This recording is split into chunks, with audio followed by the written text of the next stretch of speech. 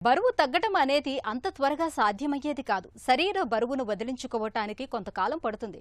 ఓపికతో ఆహార వ్యాయామ నియమాలను పాటించాలి.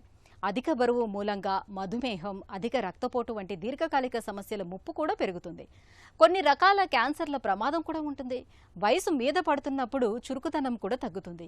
అందుకే బరువును అదుపులో ఉంచుకోవటం అత్యవసరమని చెబుతారు డాక్టర్లు.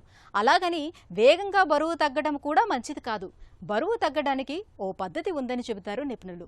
బరువు తగ్గడానికి ఏం చేయాలో ఇప్పుడు తెలుసుకుందాం.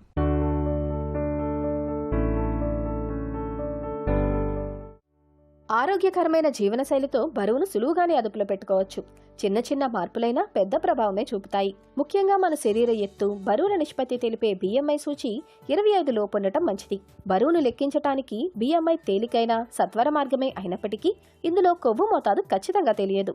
ఒంట్లో నీరు, కండరాలు, ఎముకల బరువులన్నీ BMIలో కలిసే ఉంటాయి. నిజానికి ఎక్కువ ప్రమాదం అధిక కొవ్వుతోనే.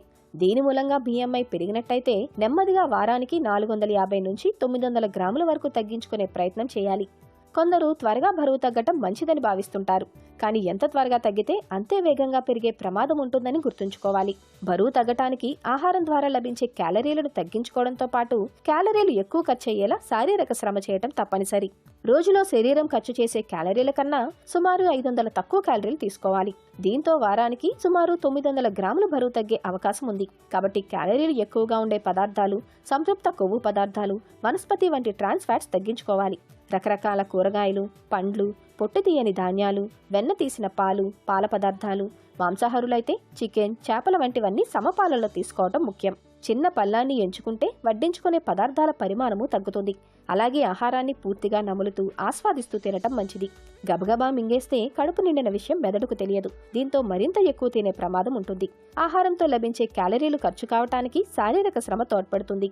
వారానికి కనీసం 150 నిమిషాల సేపు ఒక మాదిరి నుంచి తీవ్రమైన వ్యాయామం చేయాలి. గుండె, శ్వాస వేగాలను పెంచే వ్యాయామాలైతే మరీ మంచివి.